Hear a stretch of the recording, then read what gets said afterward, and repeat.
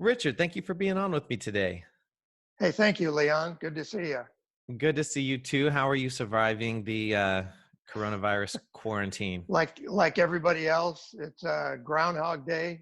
I think it'd be day 16 now, from Yeah, when we started over 2 weeks ago. So I saw I'm these. like It's everybody else. Yeah, Yeah. exactly. I saw this interesting post that just felt so real. It said, "Due to Corona, there are only 3 days of the week now: yesterday, today, Yeah, and tomorrow." right. Exactly. Every day is the same, really. And I Yeah. get up late now. I think, it's like I always got up at 6:30, and now I get up like at 8:30, and it's like, Yeah. yeah, stay up Yeah, into the night reading. the sleep timing thing is all out of whack for me too, and other friends I've talked to. It's just kind of like, why go to bed? Why wake up early? So I know, it's I all over the know, place. It's terrible. it But really is. anyway, I'm excited to hear about your story in jiu-jitsu. I think that each of us Sure. have a unique story to tell, in how we've discovered jiu-jitsu, how we've processed it, where we're at today. And I'm excited to hear your story. So let's just start off with tell people your name, your rank, and who gave you your black belt. Oh, well, yeah, my name is Richard Colavin. I'm a fourth degree black belt under Rodrigo Medeiros. And I've been with him since about 1996 or 7, I believe. Yeah, 97. So it's been like 23 years. 23 years Um, training. yeah, Hmm. yeah. And I actually was older when I started. So I started with Nelson Montero Hmm. up in Del Mar, and then he moved away to Abu Dhabi Right. because we had a student there at the time who was one of the princes from Abu Dhabi, That's right. and he went back and he took Nelson with him, and so I had Yeah. no instructor. So then I Mm. ended up with Fabio Santos, and then ultimately with Rodrigo Medeiros. So So confirm or deny at that time, if I remember my history right, because I wasn't training then, obviously, but right, at that time, weren't those kind of the only three guys you could train with in San Diego? they were the only guys. Um, Yeah, in fact, I think that was even before I started in '93, which Yeah. was with Nelson, and Rodrigo was not here yet. He, Okay. it was just Nelson and Fabio were the only Wow. two that I knew of. I didn't know of anybody else. There might have been a couple. I think there were a couple of guys training in their garage or something. Sure. But but other than that, there were just the two. And Yeah. then Rodrigo came to San Diego, I believe, in like '96. Okay. And then I met him, I So think, in '97. Yeah. compare the mid 90s with today. The jujitsu culture has changed drastically in San Oh Diego. yeah. Oh yeah. What do you Yeah. think For of this idea? I mean, it feels like you could kind of throw a stone in any direction and hit a jujitsu club, right?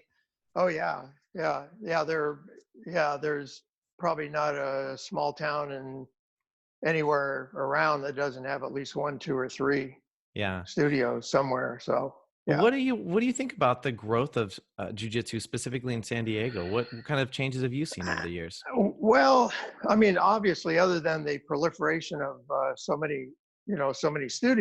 studios and students, it's also the development of social media. So there's a lot of available stuff on social media, which most guys that start now have already been on social media, so they already know stuff or think they know stuff. Sure. So that, I mean, that's a big difference. There was really none of that, Right. when I started. Everything was kind of word of mouth, Hmm. and that's kind of the way I found out about it. Yeah. And also my interest in the UFC. That was, really that was kind of the entree for a lot of people. I think at that time Right. Hmm. was the UFC and Hoist Gracie and the Gracie family and Right. all that stuff. So.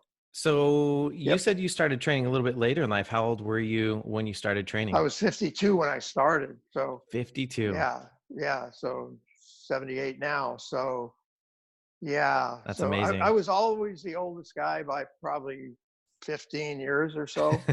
Yeah.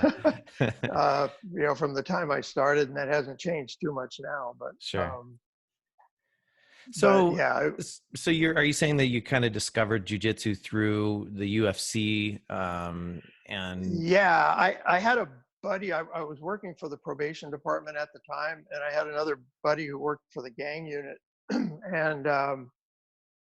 and he called me one day. Well, we were both kind of interested in the UFC. We watched one or two, and he called me one day and he said, "Hey, there's a guy in Del Mar that teaches jujitsu, and been thinking about going down there, and yeah. blah blah blah."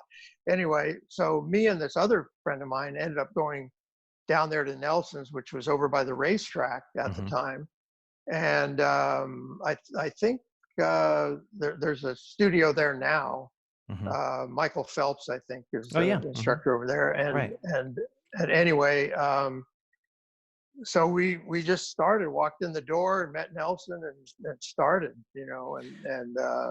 yeah, What was he going ended through up your mind dropping on that out. first day? Do you remember that first day and what was going through your mind?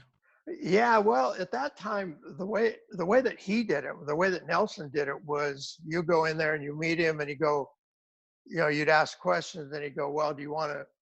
He said, "Let's get on the mat, and Yeah. I'll show you some stuff." Hmm. So we got on the mat, and of course, he'd tell you to try to get him on the ground or whatever, and of Yeah. course, everything went badly for you, which was the way it was supposed to be. and and then of course that was kind of the selling point. Even Hmm. even guys that were pretty athletic and whatnot, which Hmm. wouldn't do very well, of course, and then it got you more interested. So, We share this common experience. My first day on the mat was also with Nelson.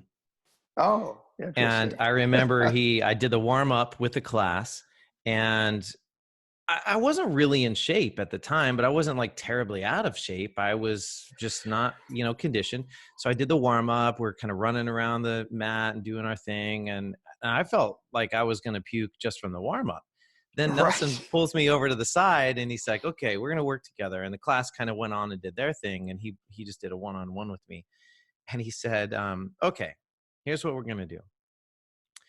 I can't remember which came first, but he mounted me and then he had me mount him. So whichever came Ah, first, he said, I want you to try to escape this position. I'm going to sit on top of you. I want you to escape. Whatever you want to do, anything goes. And I'm like, oh, okay. Well, I wrestled for 1 year when I was in 8th grade. I can do this. And, yeah. then Well, the opposite, he's like, okay, now I want you to just hold me down and, I'll escape and just don't let me escape. And I tried everything I could think. And then he said, okay, great. Well, why don't you go ahead and get changed and meet me in the office and we can talk a little bit. So I went into the bathroom to go change out of the loner gi. And I literally, Richard, I'm telling you, I thought I was going to puke. I was so like, of I used up course. so much energy. I was Oh yeah. overexerted. I'm like fanning myself with the gi. Like I took the jacket off. I'm like fanning myself. I literally laid down on the bathroom floor just to kind of like recover. And when I Oh finally yeah. and I'd held it together, I didn't puke, but by the time I went back into Nelson's office, he is like sitting there reading a jujitsu magazine, just like Yeah. chilling. And he's like, Right. "Oh, Leon, you doing okay?" I My said brother, no. you got to take care of yourself.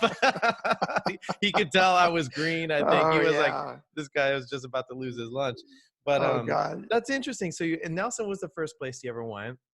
And Yep. was there um, I mean, did you have any previous experience with grappling or martial arts? Not martial arts per se. I boxed pretty much all my life. I think my dad bought me Mm. boxing gloves when I was like 6 years old, so I'd always boxed. Mm-hmm. And I'd done some wrestling. Trained with some of the wrestling team at San Diego State. And when I was in junior college, I had some friends that wrestled. And I used to Mm-hmm. wrestle with them, Yeah. but I never wrestled competitively at all. Yeah. But I had boxing, and I played rugby for many years, played a lot of sports, a lot of pickup basketball until I was in my 50s and my knees got bad. Mm, And, so I'd always done a lot of contact sports. right. And so I thought I was, okay in most circumstances, Right. even on the mat, Yeah. but of course, you find out very quickly that all of what doesn't really mean much of anything. It's a When somebody different gets beast hold of you, altogether, isn't it? I that's a mean, pretty, I, yeah, right. I look at guys who play rugby and I'm amazed. I'm like, how can you take that much damage, over a ball on a field? And these guys just keep going, but you're right. Yeah. I think anything that you learned on the rugby field, it has minimal effect when you start training jujitsu. Well, However, it does, but your base and your balance and all mm, that kind of true. stuff and leverage, when you're in the rucks and you're going after the ball, you're always getting low and Hmm. trying to control the other guy, get leverage underneath the guy, which Sure. is similar to jujitsu. So a lot of the concepts really, in all sports really, and even boxing, it's a lot about angles and leverage. Hmm. So all of them kind of fit, Hmm. except the actual individual moves, you know, are different, of course. Right. So Yeah. yeah, I mean, a jujitsu guy would have a hard time on a rugby field as well. So, huh? Absolutely. Absolutely. There's no conserving energy and playing lazy on a rugby field, is No, there? no. I remember my first practice in rugby at San Diego State. The first day I went out, and it was kind of a scrimmage, and we were running back and forth, and I thought, God, I said, there's no way I could ever play a whole game of this, because I ran across. Of course, I'm chasing the ball everywhere it goes, Yeah. and after a while, you learn how to create, how to use the angles and Hmm. Hmm. conserve your energy and that sort of thing. But Yeah. at that time, I didn't know, so I was just sprinting back and forth, and I thought, man, I'm going to die out here. Yeah, exactly. It was like horrible. Oh my So God. let's talk about your claim to fame with your jujitsu style. So let's just pretend that we put together some of your favorite training partners, maybe people that you've trained with for, let's say 5 or more years. If they got together and had a drink, how would they describe Richard's jujitsu? Oh, wow, that's really a good question. I don't know. It probably depends on which one you ask. Because so I mean, of course, I love training with my master Rodrigo, Hmm. and some of the guys, there at Revolution. They're also guys at 540. I love training with. Gosh, I would say, um, you know, I, I, I, I can create a lot of pressure from top position, Hmm. uh, which in jujitsu, you always want to be in top position if you can, just like on the street. You don't want to be on the bottom Hmm. ever. Hmm.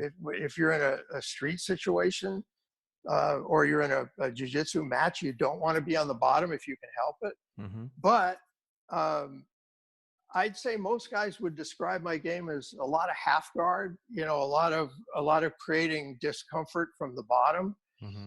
um, which is what I try to do all the time. I try to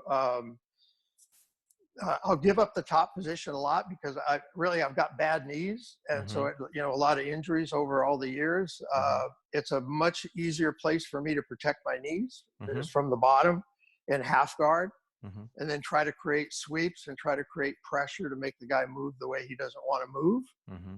And I'd say most guys that train with me would tell you that Hmm. that I can create a lot of discomfort from the bottom, Yeah.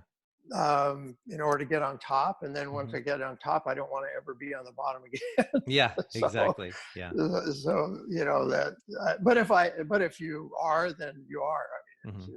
that's why I always recommend to people that they train a lot from the bottom, even though you don't want to be there, Hmm. because you're inevitably going to end there up there at times. Hmm. So Yeah. yeah, that would probably be it. Yeah. Pressure from the top and create havoc from the bottom if you can. Yeah. Yeah. I love that. With some of the things that have stuck with me the most from your classes are really that top pressure, really tight control from the top. There's something that you taught us from side control where you're really focusing on the hips and controlling the Yes. hips from Right. side control. Right. And Exactly. there's some lessons there that you taught me that I was able to chain into doing knee on belly, which has become a real Yep. great tool for me. And yeah, I would say, as far as learning from your classes, I see and feel a lot of that top pressure for sure. Yeah. I know that That, you've probably taught us, a lot of kind of pressure passing, more than a lot of other techniques, but certainly right. control in the top of half guard. So, but then training with you, as you were explaining how your style is, then training with you, I do realize that I feel like when we start out, you do like to play bottom. Yeah. I However, do. once you sweep me and get to the top, which is inevitable, then I'm in bad shape for the rest of the round. I feel that it's all coming together now. I see I see how it works for, yeah. Yeah. I mean, for mentally, it's just the way my brain is going to work. I'm going to protect myself first. And a lot of times, if I'm training with a new guy or somebody I don't know that well, Mhm. um, it's a good way to learn how a guy, how they use their energy. So Sure. if I start out on the bottom, I really feel like I can protect myself a lot better. When you're on top, you don't know if a guy goes spazzes out and Mhm. starts flailing around and Right. hooks your leg somehow, and Right. you can easily get injured. But on the bottom, I can control that. I feel Mhm. more. And like you said, um, when I'm on top, even passing the guard, I always want to kill something. Mm. If I kill their hips, or I can kill an arm, or I can control their head Mhm. somehow. That's why I really like the north-south position a lot. Yes. And I don't like having people get that place on me. I don't Right. like guys going north-south, so I Mhm. always try to protect myself from people going north-south. Mhm. But I like to go north-south because Yeah, exactly. that that north-south choke is like my favorite really now. I remember some details of your north-south choke. I think you used me to demonstrate one time, one class, and it was miserable. But I remember, at that point, learning the thing that stuck with me on that one was really how you use your rib cage to turn their face a little bit. You really Yes, kind of right, sink yeah. into it and allow your rib cage. Here's the thing I've learned over time. So I'm still, I'm just a purple belt. I've been at it about 8 years. It's a recreational thing for me, and I try to train like 3 times a week. But so I'm not, I'm not maybe the star student of the class, right? But Every guy is. it like takes me a little while to let this stuff soak in. But I had learned the north-south choke, but there was that detail about the ribs, using the rib pressure to kind of Right. turn the head a little bit Or more. the hip, yeah, And hip or ribs, depending what mhm. you can get on there. Yeah. Exactly. Yeah. And to cinch it down. One thing I like about your style of jujitsu is that, and I talked about this with, who did I talk about this with? Jess. Jess has a similar style in the sense that, it's slow and steady, and it's just one more click. It's like a ratchet. One more click, one more click, one more click. And I feel like when we train, you're like starting to sink something in, starting to sink it in, and it's just slow and steady. There's no fast, explosive, dynamic, um, you know, flashy kind of movement with you. Yeah, well, a lot of that comes from the Carson Gracie style, Mm, um, which I obviously got from Rodrigo Medeiros, and sure. and and actually even Fabio, Right.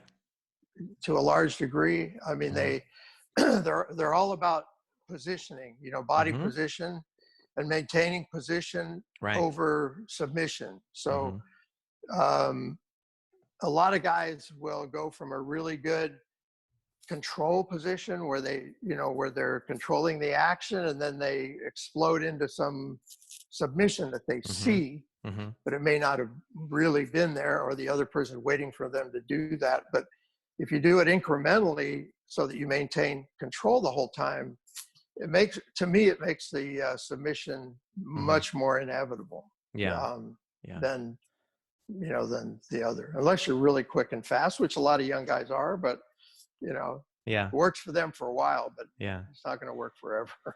Did you ever compete? I only competed once or twice, twice, as a purple belt. Mm-hmm. And it was in an old tournament back in, the last one I competed in was a tournament in, was a Joe Morera. I don't even know if you've heard of that Not guy, but familiar. he No. was Joe Morera. He was a UFC fight. He fought in the UFC, and he was quite a guy. I don't know if he's even still around. I see something about him every once in a while, but he had a tournament up in LA, and he had a lot of really good students. Mm-hmm. And I fought one of his guys and lost Mm-hmm. to a guy. Um, I don't even know those, the categories anymore, but I was probably 57 or 58, but the highest class they had was like 40 to 45. Mm-hmm. So this guy was like, 42, which it really didn't make that much difference. I made a mistake and lost. I got swept. I was passing his guard and got swept. Mm-hmm. And then I ended up on top again, but Mm-hmm. he ended up winning. So that was the only real tournament I actually ever competed in. Mm-hmm. And I ended up losing in that fight. And that Yeah. guy, that was in like that was when I first went to Rodrigo. I think it was like 97, 90, maybe 98, something like Yeah. that. Yeah. Yeah. So, Well, I started training in my 30s, not necessarily like, late in life or anything, but I think as a dad and as somebody who likes right. his health, there's a resistance in me. Like I look at a lot of these competitors and I see some of these freak injuries that happen at competitions or tournaments, Oh, yeah. and that doesn't appeal to me. Like I know it can happen in the gym, but that's one of the things that's kept me away from competing. I just I don't like the idea that I'm showing up to um, you know, perform at a top level and fight for a medal. I like the idea of testing myself, but Sure. I'd rather do that in the gym against guys that I know I've come up with. They've passed up, Right. they've passed me, I've passed them. We kind of know each other a little bit better. I'd rather be tested there. But how much of that played into your decision not to compete a lot? Well, a lot. I mean, I already had a lot of injuries anyway. My knees were pretty trashed. I couldn't Mm-hmm. run since I was like 50. Mm-hmm. And so a lot of it really had to do with that. And the other thing is, I mean, I competed in sports virtually all my life, Mm-hmm. ever since college. Mm-hmm. I played competitive rugby. I played, basketball. I boxed. I did all this stuff. And I really didn't have any fire to compete in my late 50s, Got it. which Yeah. is when this happened. And I was kind of talked into it. It was one of those things Mm-hmm. where a guy, in the gym, because I was better than a lot of people much younger than me and at the Mm-hmm. time. And Mm-hmm. they would always have it, oh man, you got to compete. And oh yeah. And then, my master said, oh yeah, you got to do this Morera tournament. And I go, well, I didn't really want to, but Yeah. I ended up doing it anyway. Mm-hmm. And honestly, there's so much guard pulling now, Right. and for my knees now, if you get pulled guard wrong, if somebody pulls guard on you Exactly. wrong, I mean, you Yeah. blow a knee right there, and I'm Sure. done. It's Yeah. like, Yeah. yeah, it's like, so yeah, I really never had the fire to compete in jiu-jitsu. Mm-hmm. I just love the sport. I love the technical aspects of it. I'm like a geek. I'm watching videos constantly. Yeah. Uh, I watch matches constantly, Yeah. even now. So Mm-hmm. yeah. What are some things that you think or that you've observed that have changed over time with jujitsu? Like think back to kind of when you started out at Rodrigo's. I mean, think about, Yeah. how many people might have been in the class, the presence of, Ah, women, rivalries, the growth. What kinds of things have you observed that have changed that are interesting to you? well, I mean, the classes are a lot bigger now. Sure. It was probably the biggest classes that I went to at that time. Now, Fabio might have had classes of 15, 16 people. Mhm. When I first went to Rodrigo, the classes were maybe 8 or 10. Mhm. So you got to roll a lot. Mhm. There was a lot of sparring. They might show a position, and then probably spar for half an hour, 40 minutes or more. Yeah.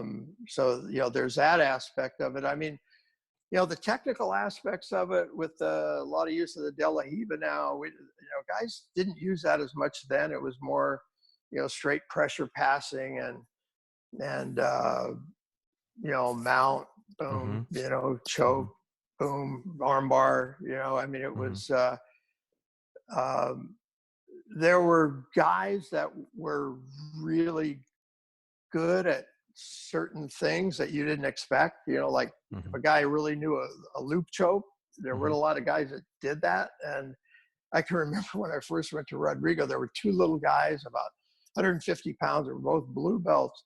And those guys would loop choke me like two or three times every, every, every sparring session. That It was was like, their thing. yeah, yeah, they're both ended up really high level competitors, and they were, Mhm. really young guys. But yeah, I think, probably the classes are a lot bigger now. Mhm. Obviously, Mhm. it's a lot more popular. Again, people have more access to all this information. Mhm. So, when you teach stuff, you're never teaching anything new, really. Right. In those days, everything was new, pretty Mm, much. yeah. Yeah. It was like, because there was, none of that internet stuff, and there wasn't as much exposure to the whole Right. sport as now. So And do you think that that may have been part of the reason that there was a different culture of jujitsu? There was a culture, as I understand it, back in the day, where you wouldn't go just casually train at another gym. no, That was a real negative thing. Like you could be like kicked out of the gym, I guess, if you did that kind of thing. But yeah, nowadays, it seems a little more free, and I think Studio 540 had a big role in that. But with videos being out there, I feel like if you are in Keenan Cornelius's, uh, you know, if you're going to compete against him, like you could go watch all of his tutorials and his videos, and it's all out there right, for you. right. Or even like some lesser known people, they put out videos a lot. But back in the day, was it more like do you think the mentality, I'm trying to figure out where that mentality came from. Was it more a Brazilian culture kind of thing, or a traditional martial artist kind of thing? Or was it like, let's protect our techniques because Rodrigo is the man who's really good at this and he builds a team based on that? Or what do you think contributed to that? Well, I can tell you from my point of view, and Yeah. it's been verified by other people. Um, you know the Helio Gracie part of the family. Mm-hmm. I think they protected their brand more. Mm, They protected the techniques more. And I mean, the whole jujitsu community at that time was kind of a gang mentality. It was like, going to the other guy's territory, and yeah. they don't come into yours. And, Yeah. it was even at the tournaments and stuff. And there weren't that many tournaments. Sure. That I remember that Joe Moreira tournament. There were, gosh, that was before they had worlds here, and Mm, any of that stuff. So yeah. there was almost no tournaments really like there Okay. are now. Yeah. And no, you didn't go to another guy's gym. Mhm. Again, it was a kind of a gang mentality, and you didn't Right. go to the other guy's gym. But Carson Gracie is kind of known for just putting it all out there. Mhm. He was more of a uh, designed his jujitsu to be a fighter, Mm, to mhm, fight or to mhm, protect yourself on the street, pure and simple. mhm. And so his idea was you just put everything out there and then everything gets more, evolves more. You Right, learn more by right, putting it all out there. right. And then it's just, can the other guy beat you or not? Sure. And so he was kind of one of those people that sort of created this explosion of, Mhm. yeah, you can, train with other guys. You can, Yeah, doesn't matter what they know. If you train harder and longer and right. you're bigger and tougher or whatever, then you're going to win. I'm on board with this thought. I fully agree with this thought. When I first started out, I was training in a garage, and the guy that I was training under, he moved out of state, and so I started my own garage. I bought the mats from him and set up my garage, and we were going through the Gracie Combatives program. So they had that DVD Right. set, the online, just to kind of learn your basics, your fundamentals of jujitsu. And I remember teaching a small group of guys. Archie was one of my guys that came to the Oh, gym. really? So yeah, Archie and I trained for ever ago as white belts in a garage with this South African guy named Sky. And when Sky moved out to Wisconsin to start his gym out there, we kept going. There was a small group of like 4 or 5 of us that trained, and we would just try to stick to the curriculum. But I was in the meantime going to train with Mario at what was Gracie Jiu Jitsu Solana Beach, which was our gym now, which became Studio Right. 540. When I would go there and learn things from Mario or other guys that I was training with, I kind of had this hesitation, like, oh, do I bring this back to the guys at my garage? Do I teach the guys at the garage this technique? Right. Because there was part of me that's like, no, I want to be better than these guys, right? But Yeah, here's what I exactly. learned. Like every time I taught a technique, yes, there was something in me that was kind of like, well, I'm giving away like a new trick. But then I realized that it always pushed me, because if I It kept my always tricks to evolves. Yeah. myself, then I'm not helping them, and then they're not getting better. But if I teach them, I share these with them, they get better, and it pushes me to want to continue my learning and understand jujitsu on Right. a level. So Yeah. I'm on board with that idea. I love that idea of sharing everything you know. That's an interesting point. And my philosophy was, since I actually started teaching when I was a brown belt, pretty much, Mm-hmm. at Rodrigo's probably in maybe 2000. Mm-hmm. And my philosophy always, at once I started teaching, you learn so much from teaching, first of all. Right. Absolutely. That's almost for me where a lot of learning really started, Mm-hmm. because you learn to understand the students better. You learn to kind of have to create or evolve into a philosophy of how you teach and what your goals are when you Right. teach. Right. Um, and ultimately, what I realized is I needed it. I was trying to teach my students how to beat me. Mm-hmm. Yeah. If I could teach them, how to pass guard, ideally better. If they can do it better than me, that's good. That's good Right. for me. Yes. If and of course, yeah, some of them did. I mean, Yeah. it's if you teach long enough, Yeah. you're going to have guys that are, or you're going to teach that are better than you, and Right. that's a good thing, And the really. process of teaching, like you're saying, you're getting feedback from the students. So they might ask questions that you never thought of before. And they may ask Exactly questions that right. were part of the technique that you took for granted or didn't really give any thought to. But they're Right. asking something that kind of makes you think, oh, yeah, well, this is why you want to do it this way. So they, in some ways, in good ways, they challenge you to think deeper about it. And then you start to realize, too, you know what, every time I teach this technique, they always have the same question. So I need to address this better when I teach it. Right. So Right. it refines your teaching process. I love that whole learning and teaching cycle. It's fascinating to me. Well, it is. Yeah. It's and it never really ends. I mean, Hmm. the evolution of how you teach, and it just never ends. I mean, Hmm. I'm always looking for new ways to get stuff across. Yeah. Because some people are I not every guy that's a really good practitioner is a good teacher. I've Hmm. found that Sure. to be absolutely true. Yeah. Because some guys are so good they don't even know what they do half the time. Mm, right. And I realized after a while that sometimes I would teach people and I would leave stuff out because Hmm. not because I intended to leave it out, but just because I'd always done it that way, Sure. and I just assumed everybody did it that way. But it's Yeah. often not the case. So, Yeah. What would you say was your favorite belt promotion?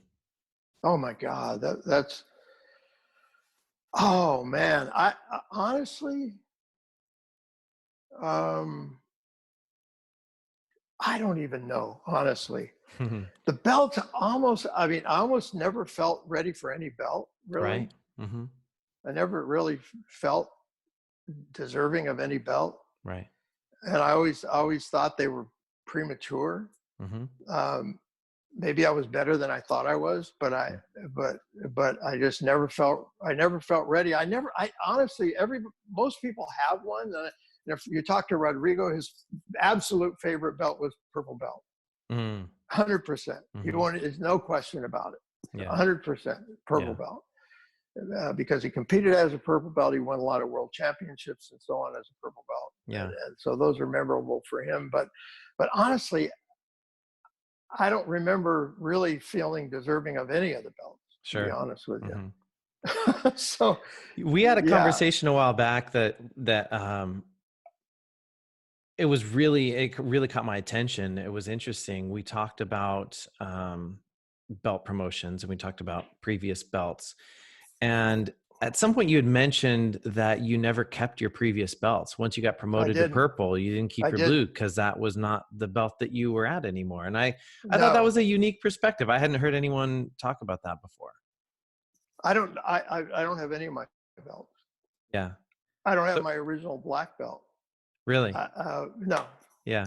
Did Uh, you give them away? Did you kind of just toss them, or what did you I do don't with them? know. They might. Probably. I don't even remember. I might have given. Like my Yeah. other belts. I probably gave them to somebody, or Sure. somebody that got promoted, or some. Yeah. I don't even know. It's like, but I don't know. It's kind of the way I live my life too. Sure. What's behind me is behind me. I already did that. So Yeah. that's history. So Yeah. it's not as important. The next thing's more important than the last thing. So Right.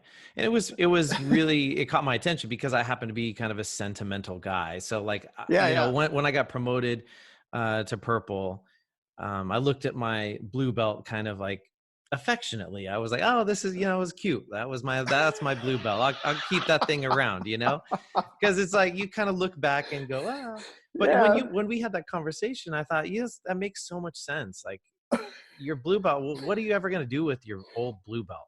Hang it on the wall? Like, Hang it up somewhere. I don't I know. don't, Yeah, is there any, I don't know, maybe for somebody who's super sentimental like myself, maybe there's some value in that. yeah, But I really like that philosophy. I like that idea of moving forward, not looking back. I'm a purple belt, kind of, my instructor said, I deserve this belt. I'm going to own it and move on. Um, yeah. I like Yeah, it was, that. it was interesting. When I got my black belt, I was actually um, that was an interesting thing because there was no ceremony. Mm, Rodrigo had invited me down to the studio. He was doing a series of videos, and hmm. and I was going to help him. We had a videographer to come and to do these videos, and before we started doing the video, he walked in and handed me this belt. I was a brown belt at the time, and Yeah. he walks in and hands me the black belt. And and I go, oh, okay. There was no ceremony or anything like that, and we shook hands, and I tied it on, and we went ahead and did this. Did this Wow. did this video of I think it was Neon Belly Escapes or something like that, or Yeah. some Interesting, such thing. because I remember coming across some belt promotions at Rodrigo's that the rooms were packed. I remember seeing Yeah, Joel's right, black belt promotion. I think it was his black belt right. promotion, and Clark was there. Oh yeah. So he used to have promotion ceremonies, right? Or was this kind of Right. before the ceremonies? Well, yeah, and this would have been when I got my black belt in '02, I think. All right. 2002, which was only a couple of years after he opened the studio down there. I think Mm, the studio was opened in like 2000. yeah. So, this large group, like the tutors and all those guys, and the Clark Gracies and all the guys that came through there, and a lot of the guys weren't there then. Got So it. it Yeah. was a completely different vibe and a completely different. Yeah. It was kind of more, and that's, I mean, that's the way he got. I think Rodrigo got his brown belt at a tournament before the tournament. Carson Gracie walked up to him, and he hadn't looked at the brackets yet, and Carson had entered him in all the brown belts. As a brown belt, and he Yeah. handed him his brown belt. Wow. And I think he ended up winning that tournament. Wow. Talk about being But thrown into the deep end. yeah, That's some pressure. yeah. But that's kind of the way they did stuff. Yeah. He thought I was ready, and Mm-hmm. he just walked over and handed it to me, and then I Yeah. tied it on, and we did the video, and Yeah. it was So pretty funny. Clark and Joel are two notable names from Rodrigo's for sure. What was it like? I mean, were there any others that became superstars that came through there? And what was it like training with Clark in the earlier days of his lower belts? Oh man, well, I mean, he was always a load. I mean, he was always really good, Yeah. and his brother's really good too. Mm-hmm. He used to train down there as well. Yeah. And there have been a bunch of really good competitors. And when I first met Rodrigo, he was here in San Diego part of the time, and then he was up in La Habra Mm-hmm. part of the time. And some of the guys that he had up there in La Habra, we'd go up and train like every other weekend or so. We'd go up and train with these guys. And it was Tim Kruder, who was in the UFC, Javi Vasquez, who was in the UFC. Yeah. And it was John Iwano was one of the other Mm-hmm. instructors. He was a brown belt like me, and Iwano was the first black belt that Rodrigo promoted, and I was the second. Like we were within a week Wow. or two of each other. Mm-hmm. So anyway, now there were a slew of guys that and they'd come down here and train every once in a while. Johnny Ramirez. I mean, there was a whole laundry list of really high level competitors there, and down here as well. Yeah. And of course, when I first started with Rodrigo, Vitor Belfort was Oh, training wow. there, Yeah. and there were just a Yeah. whole bunch of guys. I mean, Ryan Gracie used to come Mm-hmm. down to PB when we were there. Fernando Margarita, all these guys. Man, it's kind of I'm just kind of thinking about it. It's kind of a numbers game, right? If there were only a few places to train jiu-jitsu in Southern California back then, right. you're bound to cross paths with these guys, right? Because Right. they're going to Oh, be yeah, looking yeah. for a place to train, and it's more likely that you guys would be able to train together. And Well, it was interesting because a few weeks ago, Joe Rogan mentioned at his podcast, these guys used to train downtown LA with Carson Gracie and Rodrigo, Vitor Belfort, a bunch of the old Carson Gracie guys, Mhm. The original guys from Brazil, and, Mhm. and Rogan had wandered in there, and he goes, "Oh my God, there's like all these killers in there." I Yeah. just couldn't believe. Yeah, it was Yeah. Murillo Bustamante, Mm. all these guys you saw in the UFC, and Yeah.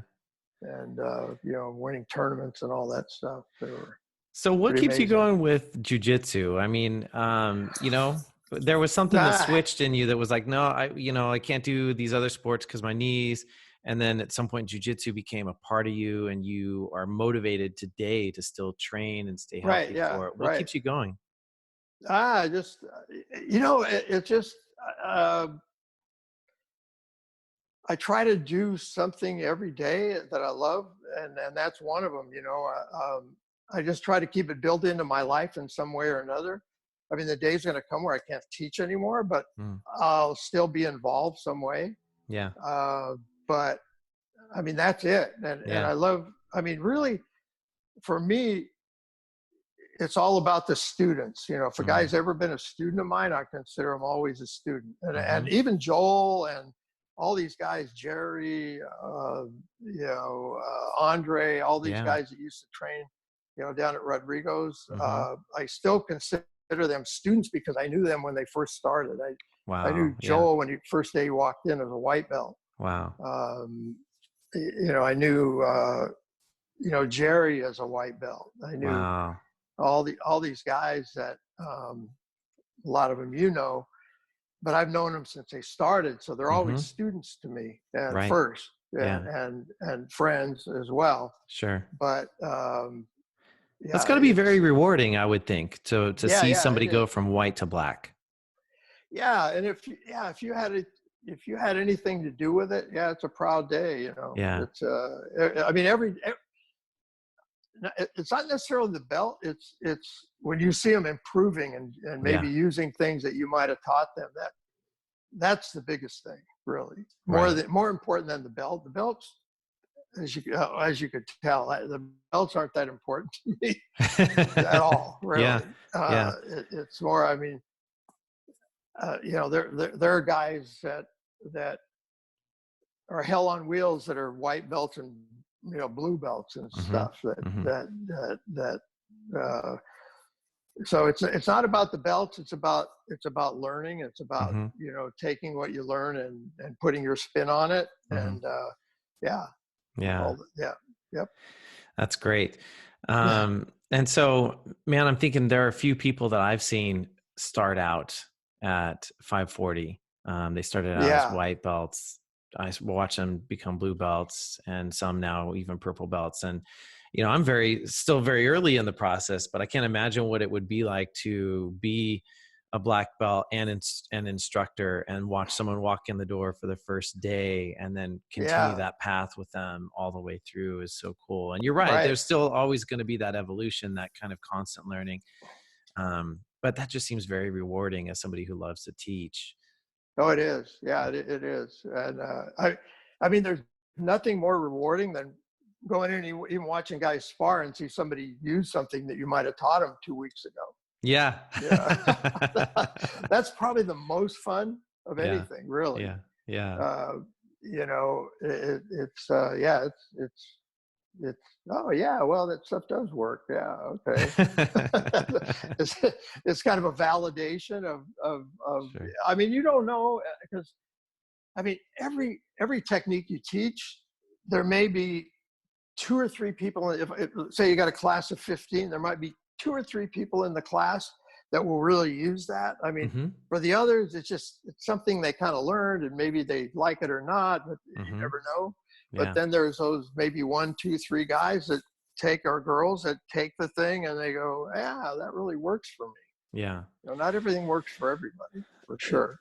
That's true. And, I've noticed that there are techniques that I've been participating in a class and I look at a technique and I drill it and I just think, gosh, I don't get this one. I don't see myself ever using this one. But then, Right. a year later, I learn the same technique and I go, oh, I get it now. Like Right. it Yeah. makes Yeah. more Yeah. sense for some reason.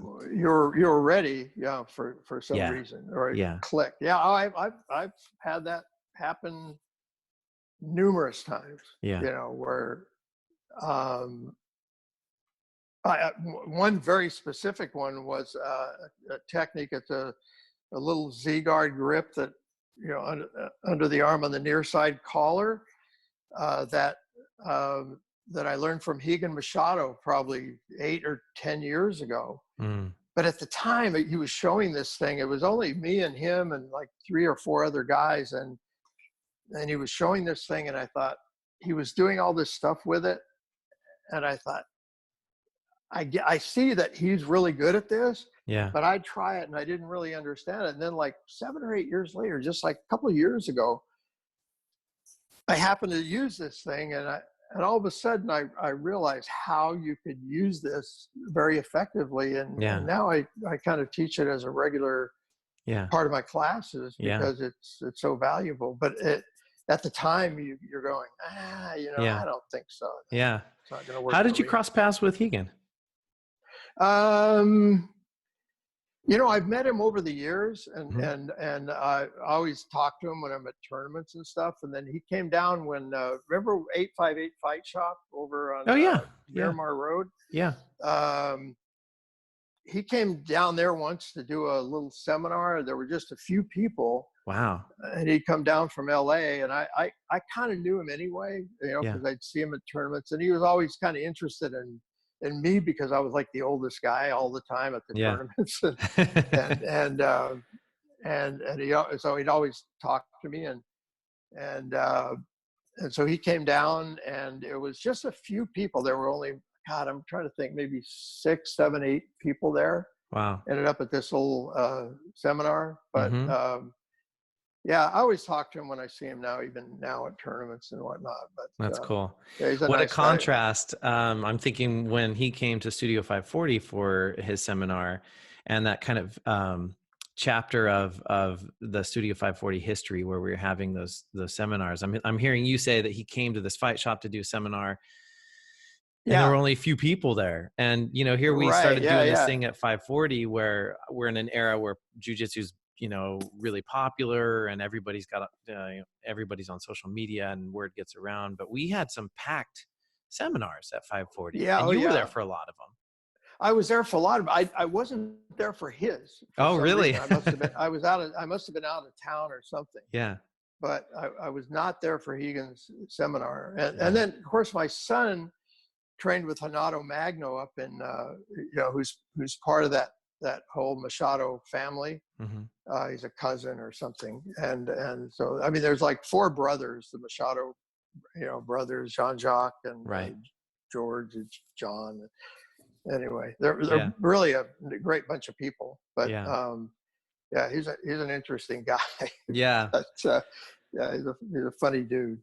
But So what advice do nice you guy. have for somebody who is thinking about starting jujitsu or who's very early in their process of jujitsu? What would you say to encourage them? Oh man, honestly, everybody says this. Just show up. Right. You got to show up. I mean, and it's not for everybody. Hmm. I get that. I mean, Hmm. I really get it that it's not everybody. Not everybody is going to take to the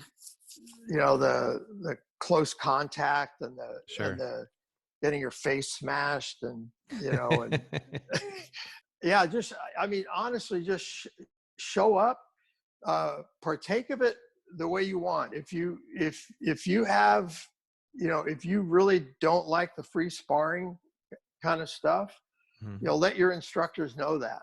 Hmm. It's not and I mean I really understand that part of it because it's scary for people that walk in there, they especially if they come to an open mat or they come and they Sure. see free sparring at the end of Hmm. a class. Yeah. I mean it's kind of frightening looking for a lot of people. Hmm. So a lot of us just show up and and if you're really interested in learning that martial art, which to me, I mean, there's nothing better that you can learn really for self-defense, your Yeah. self-esteem and Hmm. confidence and all that stuff. So everybody says that, but it remains true. So Yeah. Any advice on staying motivated for the people who maybe are in the middle of the process and some days they feel like they're just going to give it up? What has, yeah, it's okay. It's okay to take a break. mm, Sometimes I think it's actually good. I mean, I have a hard time doing that myself, and even teaching, 3 or 4 days a week. For me, I mean, I end up with joint pain and all kinds of stuff because just showing stuff, right. takes a lot of a lot of stress and Hmm. all that. And I think be kind to yourself. Don't be afraid to step back and take a break. It's good. And if you get injured, if you have an injury, big or small, continue to show up because that's, a lot of times you learn by watching as well. Sure. And it kind of helps to keep you in the game. Yeah. mentally in the game. Right. And surprisingly, one time I got injured pretty badly, bad shoulder injuries, and so I could only come to class and watch for like Right. a couple of months. Yeah. And I remember when I came back and I was better, I really hadn't lost much because Right. I was showing up and Hmm. kind of partaking in that way. So Yeah. yeah, Yeah. be I've there, be there. thankfully, yes, be there. That's It's true. I've experienced that in my jujitsu where I have those plateaus where I just feel like I'm just not getting any better. There's nothing really working for me, right. Yeah, and next thing I know, because I keep showing up, next thing I know, I turn a corner and it's working for me.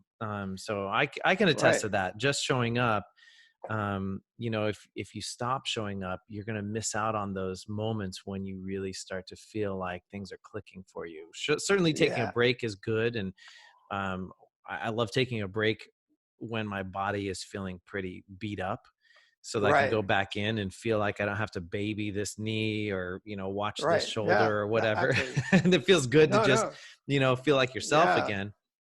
But yeah, certainly showing up is a big part of it. And thankfully I've never really had an injury that put me off the mat for any real amount of time.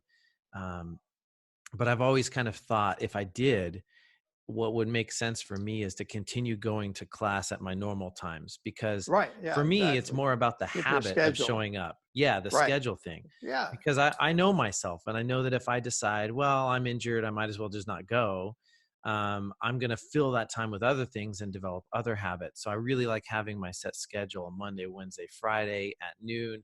I know I'm training, it's a part of the schedule. And if I've always thought, if I had a big injury, I would probably just have to go and, watch from the couch, Yeah. because I want to keep that habit. I want to keep that routine as a part of my Right. life. And It- I've felt it when I've had to travel, or, you've been on vacation or something. You kind of feel like when you get back, you go, well, it's Wednesday at noon. I usually go train, but I don't know. Maybe I'll just go Friday. It's easy to like talk yourself Yeah. out of it, but I'm always really glad when I just decide, no, this is my day and my time to train. So, Well, but it's funny, even with this coronavirus thing, and yeah, even being at home and being stuck. I'm trying yeah, to do my push-ups and planks and stuff every day. yeah, But I've determined I'm gonna make sure and walk 3, 4, 5 miles a day. yeah, So you get those miles in by taking a step. You walk out the door. So I've been mm, walking my dog a lot. So yeah, yeah, you try to keep moving every day, and try to even when you can't do everything you want to do, you do what you can. So yeah, absolutely. yeah.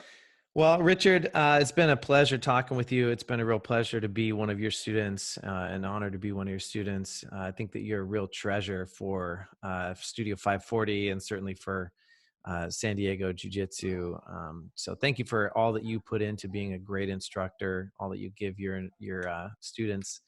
I've been the beneficiary of a lot of your teaching, and I really appreciate it. And I've definitely implemented a lot of that into my game. So thank you. And thank you for your Thank you time so much. today. Thank you, Leon. My pleasure. All right. You stay safe out there. Take care, See you, and we'll be in see you touch. soon. Hopefully, we'll be back on the mat soon, right? You got it.